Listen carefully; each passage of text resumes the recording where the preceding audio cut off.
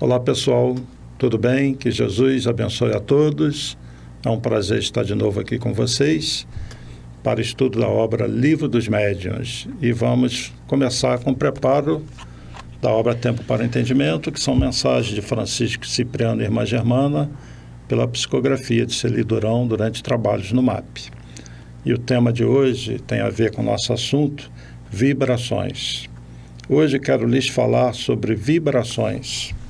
A energia de seus pensamentos vibra no ar e favorece ou desfavorece o ambiente. Isso é sentido pelos paranormais, médiuns, videntes, sensitivos. É preciso muita concentração para que os espíritos iluminados possam se achegar. É difícil para esses espíritos transporem a barreira que os separa do ambiente da Terra.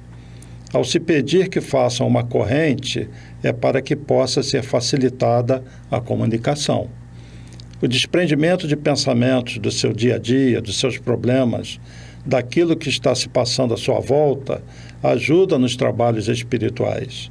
É necessária uma corrente de todos os presentes para que haja a aproximação dos bons espíritos. Precisamos da ajuda de todos para que o trabalho possa ser prosseguido. Neste momento, pedimos a caridade de uma oração para que o trabalho que está sendo realizado seja profícuo. Nada impede que o ambiente possa ser transformado. Um esforço e cada um é bem-vindo. Pedimos que esse esforço seja imediato. As dificuldades serão suprimidas. Precisamos de seus pensamentos positivos. Precisamos de sua força. Nosso trabalho é um trabalho conjunto. Sem a corrente renovadora de suas preces, o trabalho não tem continuidade. Relaxem, volvam seus pensamentos para que seus guias espirituais ajudem a desanuviar o ambiente.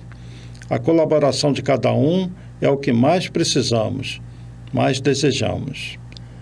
A luz da fraternidade, de não só pensar em si próprio, em suas dores, seus problemas, deve iluminar neste instante este ambiente.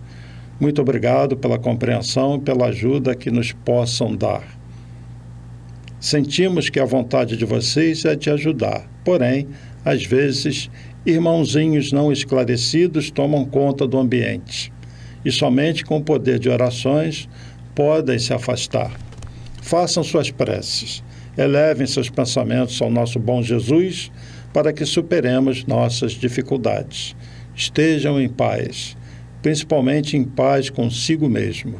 Muita energia para que ajudem e possam ser ajudados. Que a luz do ambiente possa esclarecer e iluminar seus espíritos.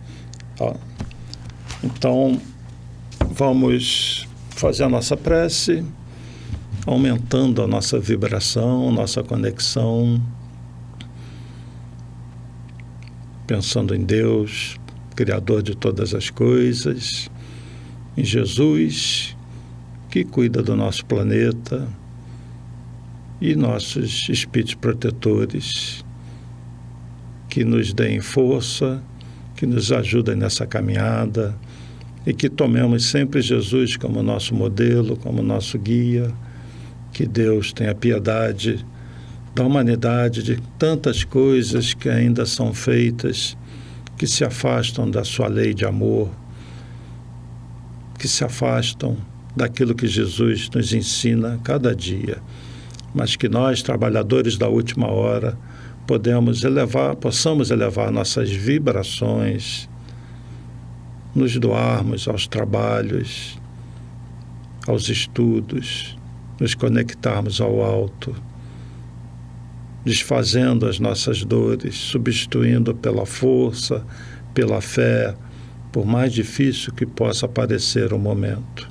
Que Jesus nos acompanhe nessa caminhada, encarnados, desencarnados, que Ele esteja sempre conosco e abençoe nossos lares e familiares. Graças a Deus. Bom, pessoal, então nós vamos dar continuidade ao estudo da obra Livro dos Médiuns. Nós estamos abordando o assunto ainda das evocações dos espíritos e cabe aqui uma reflexão sobre isso que foi dito.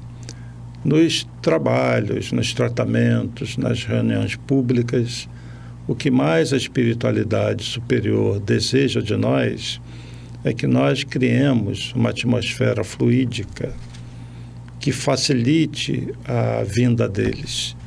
Os maus pensamentos, as dores muito acentuadas, servem como uma barreira, atuam como uma barreira a esses espíritos que têm uma vibração muito elevada.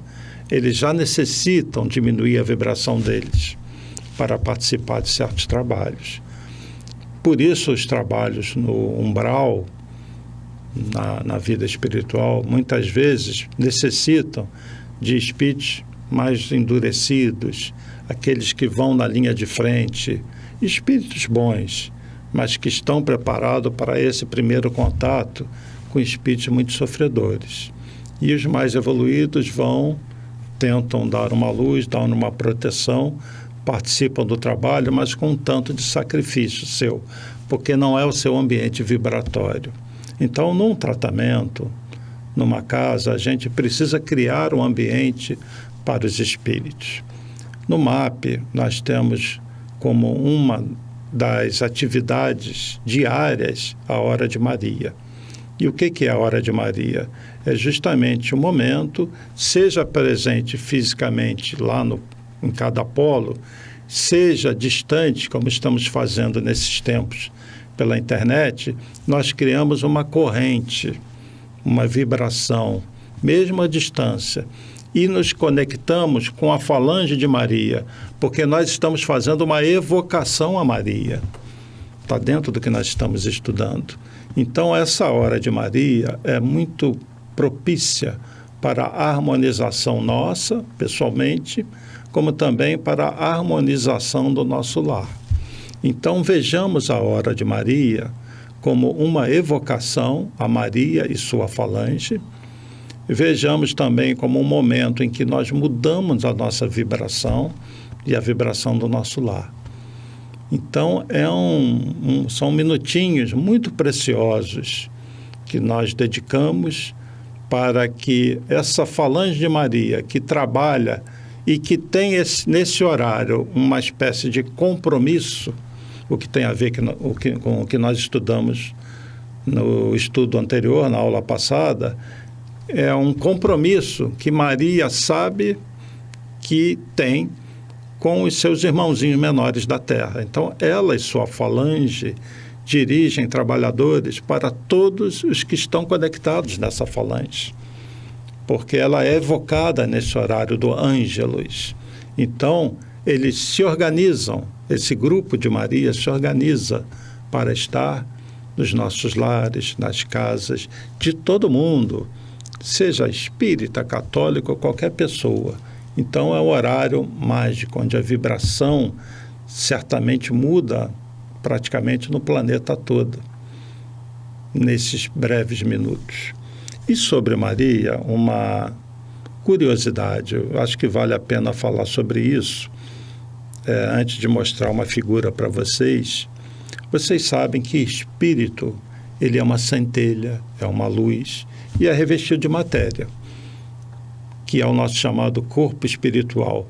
Esse corpo normalmente assume a forma da última encarnação, mas nem sempre. Pode agradar a um espírito ter uma forma de uma outra encarnação. Na Terra se discute-se muito a questão de sexo, de cor de pele, raça. O espírito não tem raça. O espírito é filho de Deus. Então, todos somos da mesma origem, somos todos iguais. Eu posso ter tido, certamente devo ter tido, encarnações em que eu venho na Ásia ou na África com pele escura. Nesta encarnação, o que me reveste é uma pele branca desse corpo espiritual. Mas eu não sou branco como espírito. Ninguém é branco, negro, asiático. Nós somos luz. Agora, nós temos um corpo espiritual que reflete uma das nossas encarnações quando a gente está desencarnado.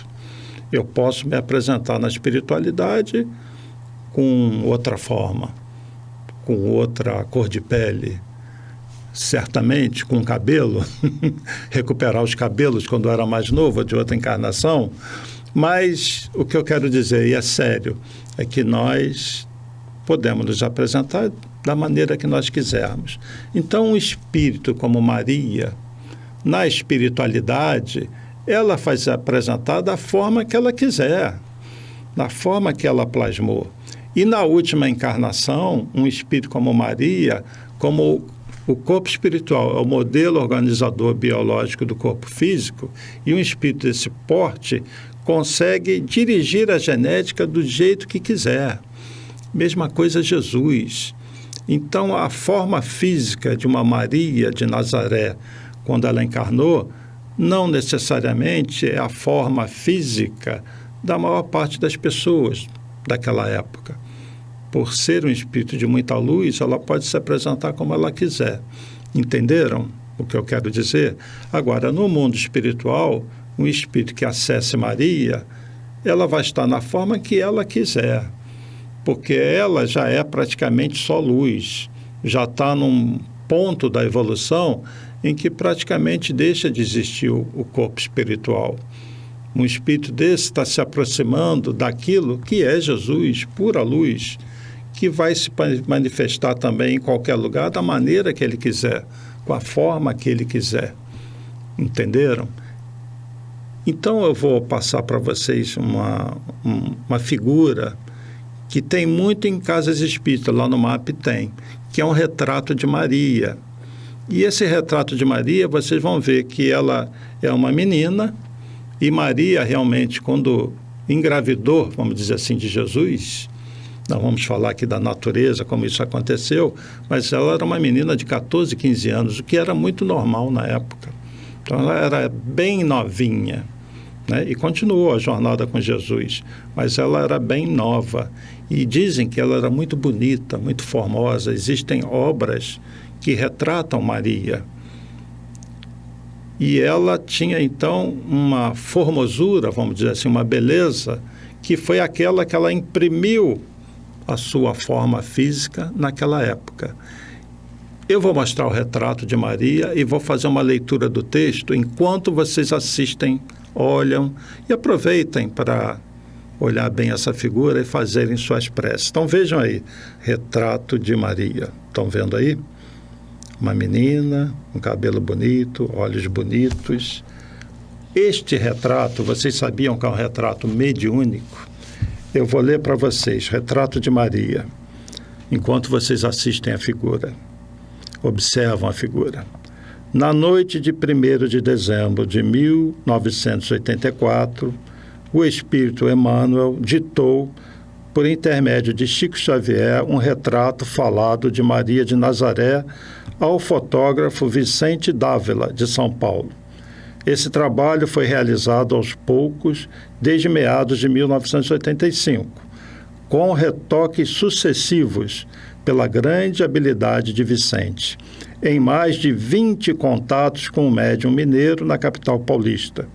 Chico frisou que a fisionomia de Maria, assim retratada, revela qual ela é reconhecida quando de suas visitas às esferas espirituais mais próximas e perturbadas da crosta terrestre, como, por exemplo, na Legião dos Servos de Maria, grande instituição de amparo aos suicidas, descrita detalhadamente no livro Memórias de um Suicida, recebido mediunicamente por Ivone Pereira. Este texto é de Hércio Arantes, do Anuário Espírita de 1986. Então, esse retrato de Maria é um retrato fiel de como Maria se apresenta na espiritualidade e que retrata a forma que ela teve aqui na Terra, pelo menos nessa faixa etária, quando ela estava por volta dos 14 anos. Então, esses espíritos se apresentam como eles querem. Eu achei interessante informar isso para vocês, que muita gente vai na casa, olha o retrato e às vezes até pergunta quem é aquela ali. E a gente tem que dizer, é Maria, retrato de Maria. E essa, então, é a história desse retrato. Foi obtido por via mediúnica, ditado por Emmanuel, Foi de Emmanuel que relatou através do Chico como é a Maria, né? Quem sabe um dia vamos conhecer pessoalmente esse Espírito Maria, hein? Porque certamente ela conhece bem todos aqueles que a evocam na hora do Ângelus, às 18 horas. E certamente aqueles que fazem isso recebem esses eflúvios elevados, né? Dóceis desse Espírito que nos ama muito e que realiza um trabalho belíssimo com os suicidas, trabalho que começou com Judas. Então eu queria fazer essa introdução, sempre tentando trazer alguma coisa assim um pouquinho diferente, para agora entrar no assunto do Livro dos Médiuns. Nós estamos na questão 282, que é subdividida em várias questões. E eu vou lá no item 5, 282, a quinta questão, que é a seguinte: como podem os espíritos dispersos pelo espaço ou pelos diferentes mundos ouvir as evocações que lhes são dirigidas de todos os pontos do universo? Esse é o caso de Maria, né? Imaginem as atribuições do Espírito como Maria. Onde está Maria? Está na Terra? Está em outro orbe? Mas certamente ela faz parte de de um grande grupo e tem a sua falange. Então vamos ver a resposta. Muitas vezes são prevenidos pelos espíritos familiares que vos cercam e que hoje vão procurar.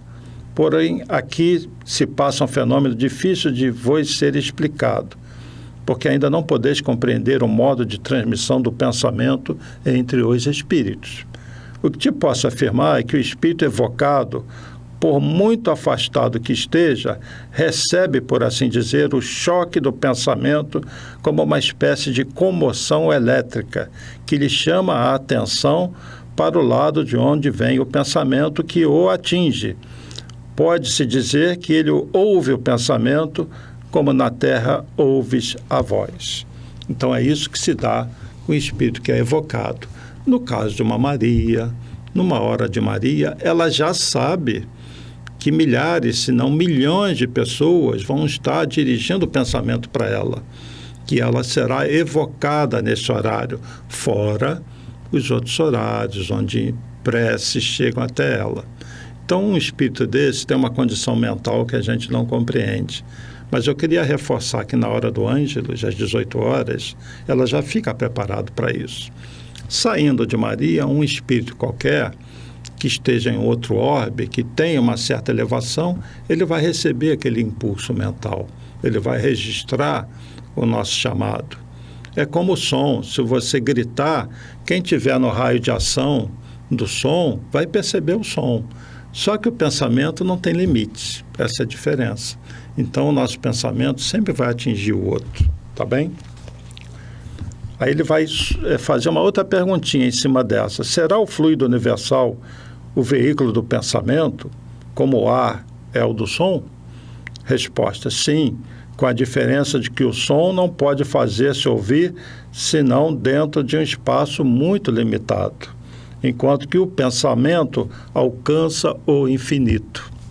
O espírito no além é como o viajante que, em meio de vasta planície, ouvindo pronunciar o seu nome, se dirige para o lado de onde o chamam. Então é isso que se dá com relação aos chamados, às evocações e às preces, tá bem? Então o pensamento alcança o infinito. As nossas preces por alguém que se foi, por exemplo, que não é uma Maria, que é um espírito como nós, ainda endividado, a caminho, nem sempre alcança de imediato aquela pessoa, porque pode acontecer de você dirigir uma prece para alguém, essa pessoa está no umbral, por exemplo. E o que é umbral? É um estado de perturbação. Os próprios pensamentos íntimos da pessoa estão nela e a pessoa está mesmo assim, sem noção de onde ela está e sofrendo. Existem vários níveis de umbral e vários níveis de sofrimento. Então vamos pegar o exemplo do André Luiz. que é sempre bastante instrutivo para nós. Aqueles 8 anos que ele passou no umbral, a presença da mãe dele junto a ele não sentia. A vibração dele era muito densa.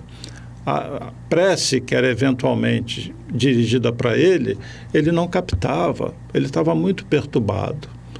Depois, na colônia, nosso lar, quando ele já se recupera, começa a participar das atividades, aí ele vai ver as preces que foram feitas por ele. E a prece fica gravada. Interessante isso, né? Então, as nossas preces dirigidas a alguém, mesmo que esse alguém esteja em sofrimento, e quem somos nós para saber, elas ficam registradas. E elas sempre serão ouvidas no momento certo. Se não for diretamente, no momento da própria prece, será depois. Tá?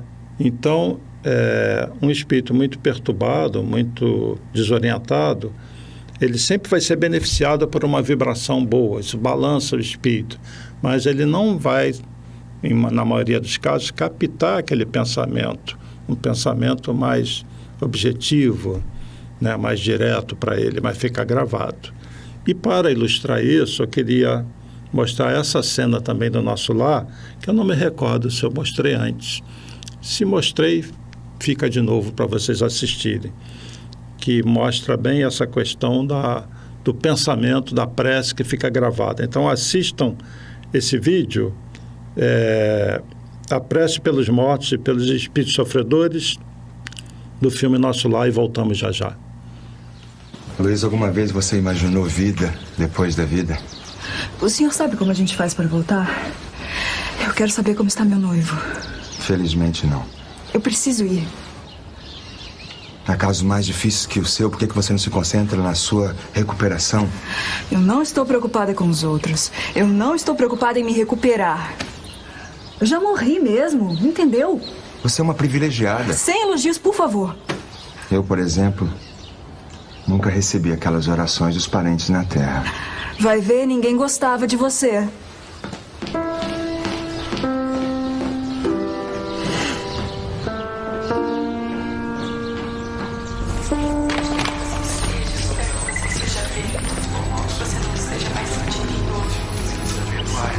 Nossa, demorei para achar. Faz tempo, não é? Só tem 2 arquivos. Como assim? O registro de 2 pessoas. Só 2? Uhum. Você procurou meu nome correto? André Luiz. Não há erros aqui, senhor. Agora é só esperar que as imagens vão aparecer. Com licença.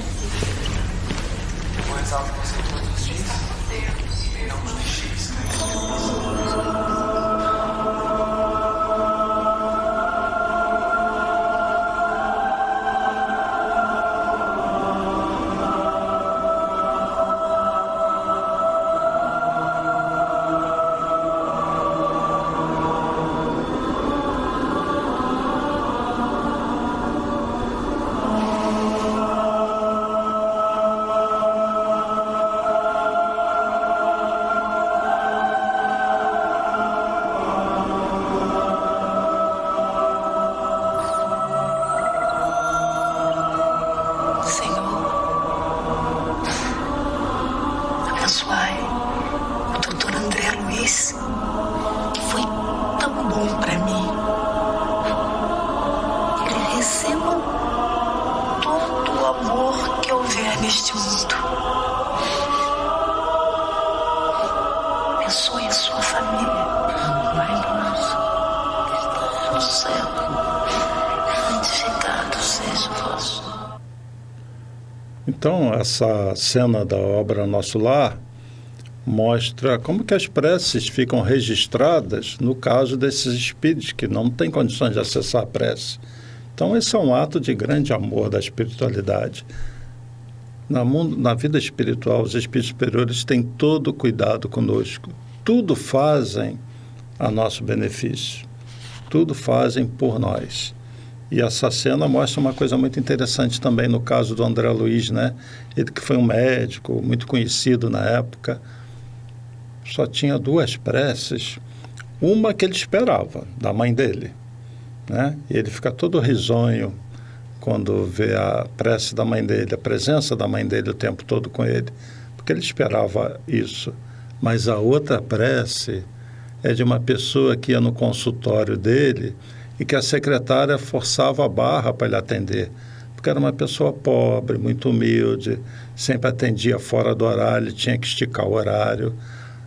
No entanto, essa que faz uma prece fervorosa, com sentimento, agradecendo a ele. E quando ele assiste essa prece, aí ele desaba. Isso tem um efeito muito forte no André Luiz. Ele sente o que é o amor e ele percebe como ele era endurecido, né?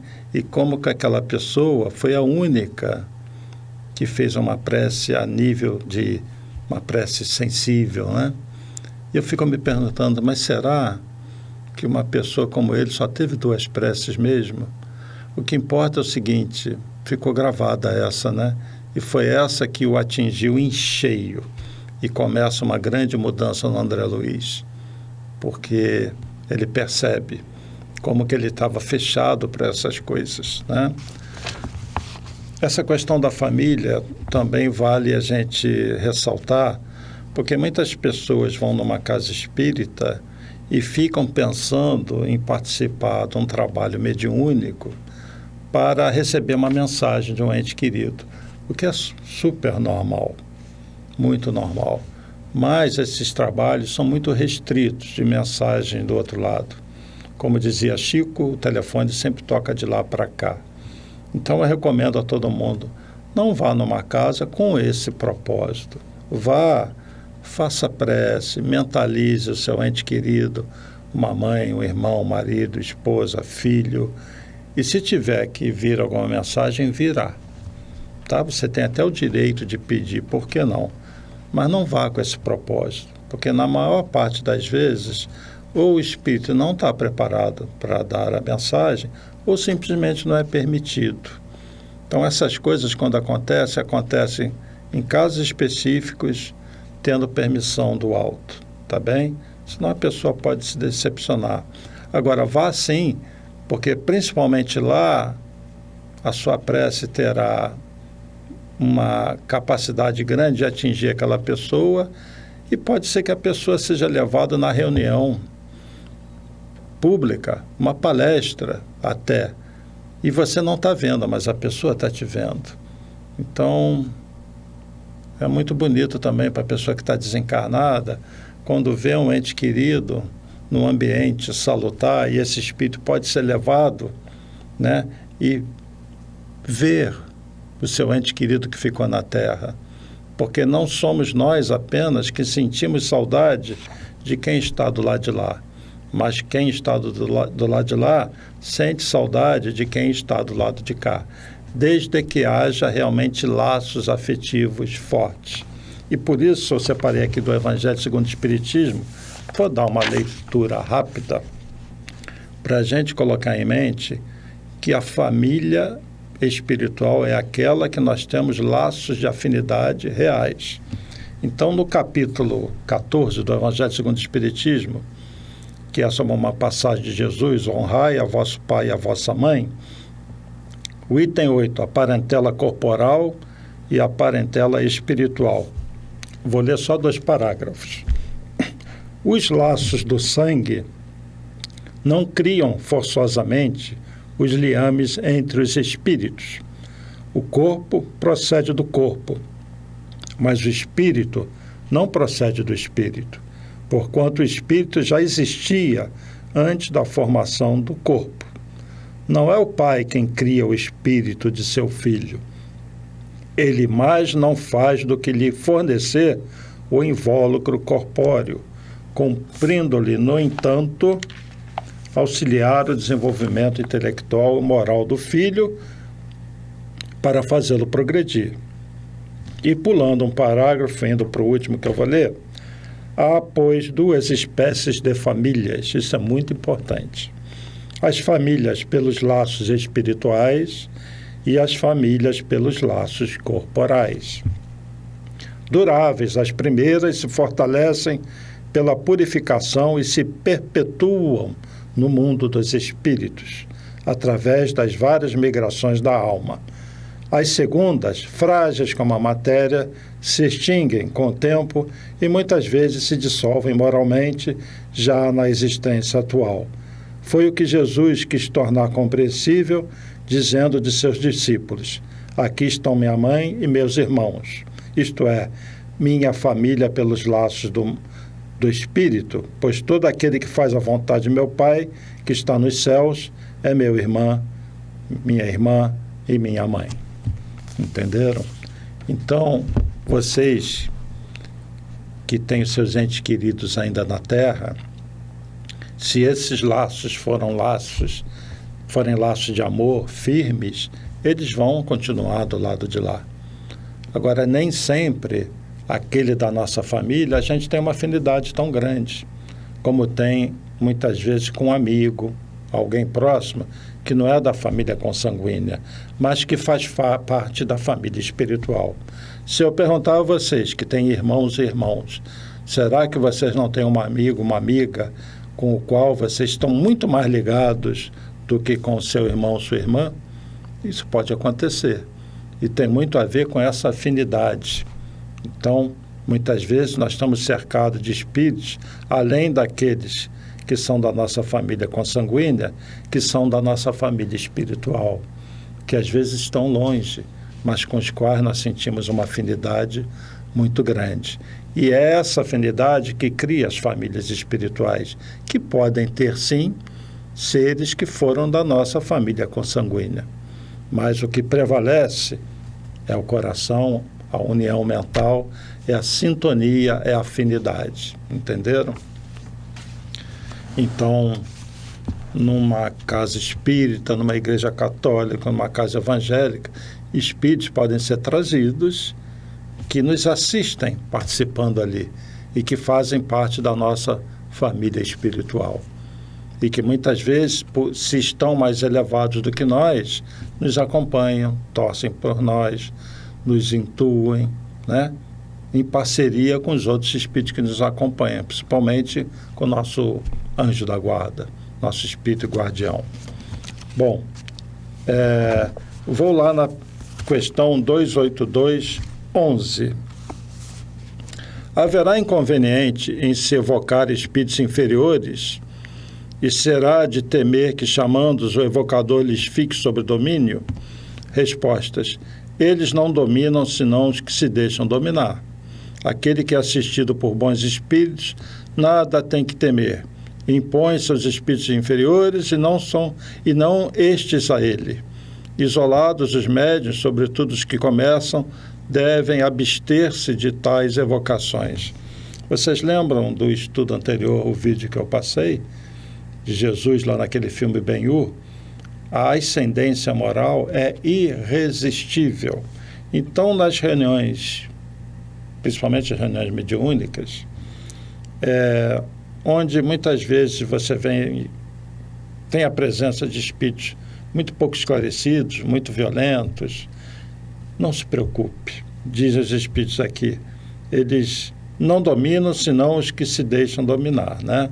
Então, sempre a espiritualidade superior está junto e tem uma ascendência sobre esses espíritos. Vamos para uma outra questão que o pessoal gosta, a evocação de animais. Será que nós podemos evocar os animais? Evocação dos animais. Não precisaria nem responder, vocês sabem a resposta, né? Mas tem gente ligada aos seus pets que sofrem, o que é normal, quando perdem um animalzinho, como sofrem quando perdem um ente querido, porque o animal acaba fazendo parte da família, né? É muito comum e tem pessoas que ficam até traumatizadas. Eu me recordo de 2 cachorros e um gato que eu tive quando eu era garotinho. Até hoje eu penso neles, né? Mas eu não vou fazer evocação por eles, né? Até porque os animais não ficam assim na erraticidade. Então vamos lá, a pergunta e a resposta. Pode evocar-se o espírito de um animal? Resposta: depois da morte do animal, o princípio inteligente que nele se acha em estado latente e é logo utilizado por certos espíritos incumbidos disso para animar novos seres, em os quais continua ele a obra de sua elaboração. Assim, no mundo dos espíritos não há errantes. Vou destacar isso, não há errantes, não há animais errantes. Espíritos de animais, porém, unicamente espíritos humanos. Quer dizer, no plano espiritual não existem animais em evolução, só os humanos. Ele vai subdividir a pergunta. Como é então que, tendo evocado animais, algumas pessoas han obtido resposta? Espíritos dizem, evoca um rochedo e ele te responderá. Há sempre uma multidão de espíritos prontos a tomar a palavra sobre qualquer pretexto. E ele vai estar falando daqueles espíritos brincalhões, daqueles espíritos que às vezes querem iludir uma pessoa. Então, do nosso lar, do capítulo 33, curiosas observações, onde André Luiz está com Narcisa, esperando uma excursão que está vindo do umbral, uma excursão do grupo dos samaritanos. E, encorajando-me bondosamente, acentuou, vamos até lá, temos 40 minutos depois de meia-noite. Os samaritanos não podem tardar. Satisfeito, voltei com ela ao grande portão. Lobrigava-me ainda a enorme distância os dois vultos que se afastavam de nosso lar, tranquilamente.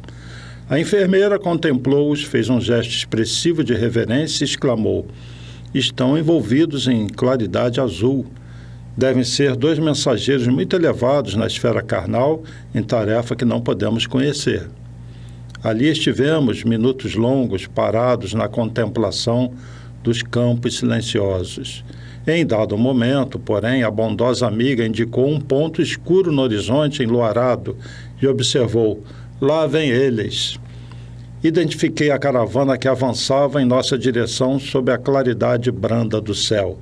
De repente ouvi o ladrar de cães, a grande distância. Que é isso? Interroguei assombrado.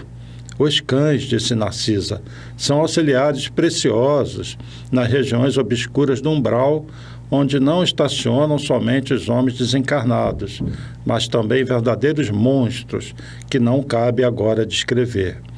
A enfermeira, em voz ativa, chamou os servos distantes, enviando um deles ao interior, transmitindo avisos. Fixei atentamente o grupo estranho que se aproximava devagarinho. 6 grandes carros, formato diligência, precedidos de matilhas de cães, alegres e barulhentos, eram tirados por animais que, mesmo de longe, me pareceram iguais aos moares terrestres. Mas a nota mais interessante eram os grandes bandos de aves, de corpo volumoso, que voavam a curta distância acima dos carros, produzindo ruídos singulares. Então, na leitura desse item, muita gente diz assim, mas no livro dos médiuns diz que no mundo dos espíritos não há errantes, não há animais errantes. O que é um espírito na erraticidade? É um espírito que na evolução, ao estar desencarnado, está na vida espiritual. Ele ainda não é puro, perfeito. Então ele está errante, está na erraticidade. Então no mundo espiritual não há animais no sentido da evolução. A evolução dos animais se dá na Terra. Eles não têm vida moral, não têm livre-arbítrio. Então, a espiritualidade usa determinados animais com uma finalidade útil. E nós vamos ver aqui na obra por que eles são usados. Só para concluir, então, esse trechinho do nosso lar, para vocês entenderem. Pulando aqui uns itens, ele vai perguntar, como assim, surpreso, né? Porque não pode prescindir da colaboração dos animais. Como assim? E a Narcisa vai explicar. Os cães facilitam o trabalho, os moares suportam cargas pacientemente e fornecem calor nas zonas onde se faça necessário. E aquelas aves, acrescentou, indicando-as no espaço, que denominamos ibis viajores, são excelentes auxiliares dos samaritanos por devorarem as formas mentais odiosas e perversas, entrando em luta franca com as trevas umbralinas. Ou seja, esses animais têm um propósito no nosso lar. Os cães, em alguns desdobramentos, alguns relatam isso, esses cães, eles servem como se fosse uma proteção também contra esses grupos que atacam. Essas aves, elas comem os miasmas, algumas coisas pestilentas daquele plano. Olha, a gente só vai entender isso plenamente vivenciando essa situação do outro lado. O que eu quero dizer é o seguinte: esses animais têm uma finalidade e eles são usados, então, nessas excursões do umbral, tá certo? Mas, em geral, se tiver animais no mundo espiritual, em alguns momentos, para embelezar o ambiente, etc. Mas esses animais não estão na erraticidade no sentido de que não estão evoluindo. Eles estão lá cumprindo um tempo por uma finalidade qualquer, tá bom? Porque pode parecer que está em contradição e não é contradição. Ele diz aqui que não há animais errantes, né, em evolução, tá bem? Até porque as colônias espirituais são coisas localizadas, tá bem? O mundo espiritual tem vários planos e os animais, eles são um princípio inteligente em evolução. Por isso que eles precisam estar encarnando sempre, porque a evolução deles se dá muito mais nesse plano físico, porque eles ainda estão formando os sentidos, né? Não tem um psiquismo como humano. A partir do momento, o ser humano, o espírito criado, simples, ignorante, ele atinge essa condição. E aí ele passa a ter uma vida espiritual na erraticidade. E passa a ter o seu livre-arbítrio. O animal não tem livre-arbítrio. Ele atua com uma inteligência relativa, mas o instinto falando alto. E o nosso tempo voa, né? Eu queria encerrar aqui com um outro vídeo, que é o reencontro de André Luiz com a mãe dele na vida espiritual. Porque a visão superior de família, que eu já citei para vocês uma vez, quando André Luiz procura o ministro Clarencio, querendo saber da família dele. E o ministro leva ele até a janela, mostra os cidadãos de nosso lar, e diz assim: quem é sua família? A minha família são todos eles. Eu amo a todos eles. E André Luiz, que não percebia nem a presença da mãe dele quando estava no umbral, não percebe que a mãe dele já estava junto dele. E é um dos momentos mais bonitos do nosso lar. E eu queria encerrar o estudo de hoje com esse vídeo. A visão superior da família, a visão de família, como Jesus tinha, né? Quem é minha mãe, quem são meus irmãos? Eu amo a todos sem distinção, né? Fazem todos parte da minha família espiritual.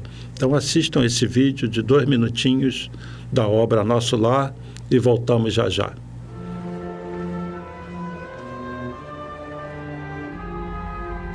Seja bem-vindo, André Luiz.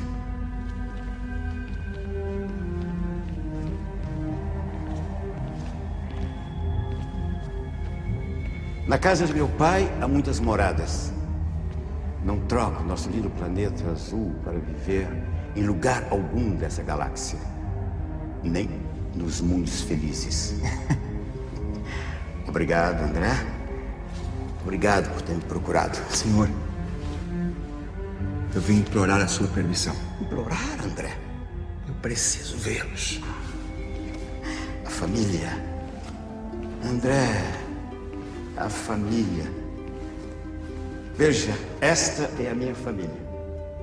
Além das muralhas, nos vales dos sofrimentos, eles também são minha família. Eu também preciso vê-los. Mas não é isso que o faz sofrer. Quando você foi encontrado, você falava com o coração. E quando o coração fala, Deus fala por nós. Arrependimento inconsciente, meu irmão.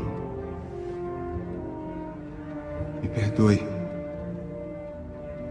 Eu joguei a minha vida fora. Há corações orando por você. Que corações?